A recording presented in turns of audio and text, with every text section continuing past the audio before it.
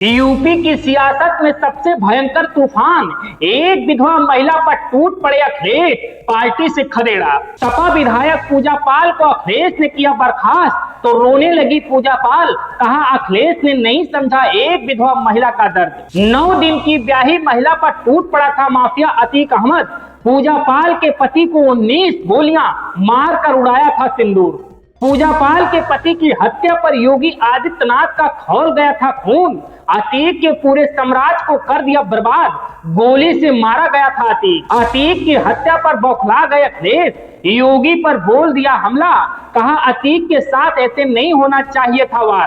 अतीक के साम्राज्य को योगी ने कर दिया तबाह। विधानसभा में पूजा पाल ने योगी की कर दी तारीफ तो अखिलेश यादव ने पूजा पाल को पार्टी से कर दिया बर्खास्त। दोस्तों, उत्तर प्रदेश की सियासत में इस वक्त एक ऐसा भूचाल आया है कि राजनीति गलियारों की दीवारें हिल गई हैं।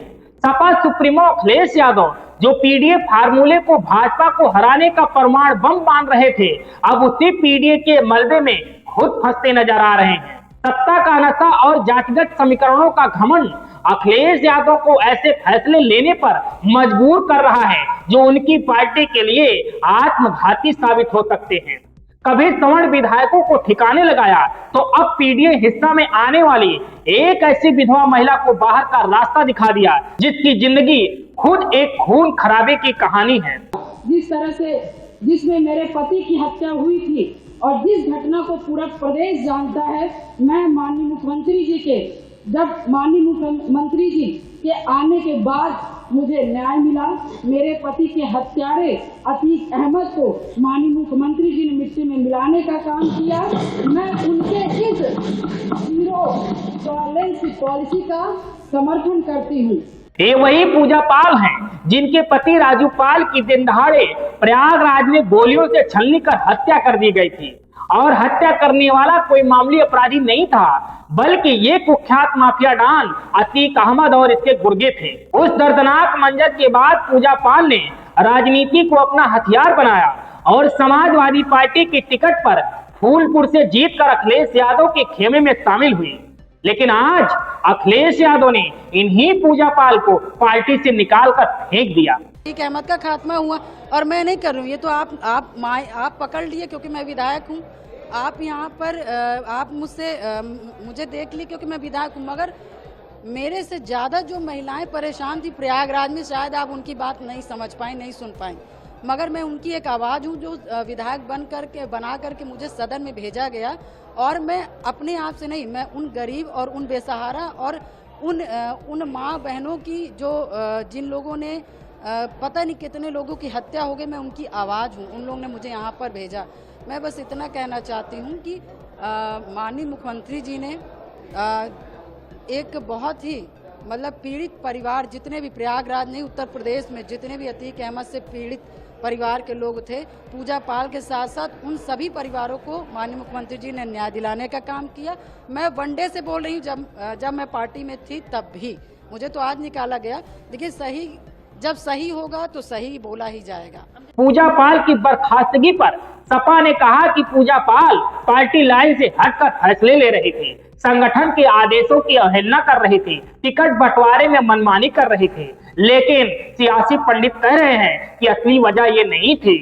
असली वजह ये रही कि अखिलेश यादव अपनी पार्टी में स्वतंत्र आवाज और अपने खिलाफ उठने वाले किसी भी स्वर को कुचलने में लगे हैं। यह सिर्फ अनुशासनहीनता की कार्रवाई नहीं, बल्कि समाजवादी पार्टी के भीतर चल रही सत्ता की सर्जरी है, जिसमें पीडीए के नाम पर सिर्फ अपने भरोसेमंद और चापलूस चेहरे को बचाया जा रहा है। पूजा पाल ने बाहर निकलते ही सपा और अखिलेश यादव की राजनीति का वो चिट्ठा खोल दिया जो यूपी की सियासत में भूचाल ला दिया। पूजा पाल ने कहा पीडीए सिर्फ दिखावे का खेल है, असल में सपा में सिर्फ परिवार और चमचों का राज चलता है। पीडीए के नारे पर वोट तो मांगे जाते हैं, लेकिन जब सत्ता मिलती है तो उसी पीडीए में आने वाले नेताओं को बाहर कर दिया जाता है। पूजा पाल का ये हमला सिर्फ अखिलेश यादव पर नहीं, बल्कि उनके पूरे चुनावी फार्मूले पर सीधा वार है। बिल्कुल कायम है। देखिए, मैं राजनीति मैंने बाद में किया, विधायक मैं बाद में बनी, पहले मैं एक पीड़ित महिला थी।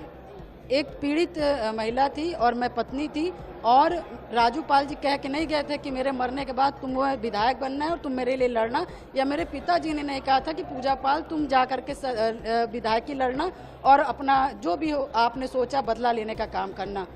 ये मैंने क्योंकि जिस तरह से घटना हम लोग के साथ हुई थी उसको हम लोग बर्दाश्त नहीं किए। नहीं, अभी मैं बताती हूँ, अभी मैं जहाँ थी वहीं पे थी। मैं तो 1 डे से, जब से अतीक अहमद का खात्मा हुआ है, जब से उसको मिट्टी में मिलाया गया, मैं तब से मैंने माननीय मुख्यमंत्री जी की तारीफ की। मैंने क्या गलती की? जितने भी सदस्य हैं जिनका मन हो रहा है वो तो धन्यवाद दे रहा, कोई विकास का दे रहा था, कोई किसी का दे रहा था। मेरे साथ जो घटना हुई थी जिसमें मुझे न्याय मिला, मुझे लगा कि नहीं आज एक अच्छा समय है, मैं भी मुख्यमंत्री जी को धन्यवाद दे दूं। बस मैंने तो ये बोला। देखिए, पहली बात नहीं, जिस तरह से पीडीए की ये बात करते, मैं भी तो पिछड़ी जात की हूँ, और मैं परेशान महिला थी। मैंने सिर्फ कदम इसलिए बाहर निकाला अपने घर की चौखट से क्योंकि मेरे साथ घटना हुई, मेरे पति की दिन दहाड़े हत्या हुई, उनकी डेड बॉडी नहीं दी गई। मेरी शादी को मात्र 9 दिन हुए थे, मेरी छोटी उम्र थी, मेरे घर में कोई आदमी नहीं, कोई व्यवस्था नहीं, कोई कुछ करने वाला नहीं। तब जाकर के मैंने पैर को बाहर निकाला, और उसके बाद ये जो पीडीए का नारा दे रहे हैं, आज तो एकदम साबित कर दिया कि पीडीए के खिलाफ थे, हैं और रहेंगे। आज सवाल सिर्फ ये नहीं कि पूजा पाल क्यों निकाली गई, सवाल ये है कि अगर पीडीए में शामिल एक विधवा महिला जिसने माफिया के खिलाफ चुनाव जीतकर सपा को मजबूती दी, उसे ही पार्टी से बाहर कर दिया गया, तो कल को बाकी जातियों और वर्गों के नेताओं का क्या हश्र होगा। यही डर सपा के भीतर चुपचाप पनप रही बगावत को हवा दे रही है। सूत्रों की माने तो अखिलेश यादव का अब अगला कदम पूर्व मंत्री गायत्री प्रजापति की पत्नी सपा विधायक महाराजी को निशाना बना सकते हैं। आरोप है कि गायत्री की पत्नी महाराजी भी भाजपा के पक्ष में क्रॉस वोटिंग का हिस्सा रही। फिलहाल अखिलेश का ये फैसला आने वाले पंचायत और विधानसभा चुनाव में उनके लिए सबसे बड़ा आत्मघाती दांव साबित हो सकता है। यूपी की सियासत में ये सिर्फ एक बर्खास्तगी नहीं बल्कि उस चुनावी सुनामी का ट्रेलर है जिसने पीडीए का फार्मूला भाजपा को हराने की बजाय खुद समाजवादी पार्टी को डुबो देगा। और दोस्तों याद रखिए, ये आग अब लग चुकी है और इसका धुआं लखनऊ से लेकर दिल्ली तक साफ दिखाई देगा। Bureau report, D K Tripathi, Saam TV digital, Uttar Pradesh. Subscribe करें साम टीवी, क्योंकि हम आ गए हैं अब आपके बीच, दिखाएंगे सत्ता के वादों और अपराधियों के एक एक कारनामे की हकीकत। और हाँ, अगर आपके पास भी हो कोई ऐसी खबर तो कमेंट करके हमें बताएं, क्योंकि बिना डर और दबाव के हम दिखाते हैं हर एक खबर डंके की चोट पर।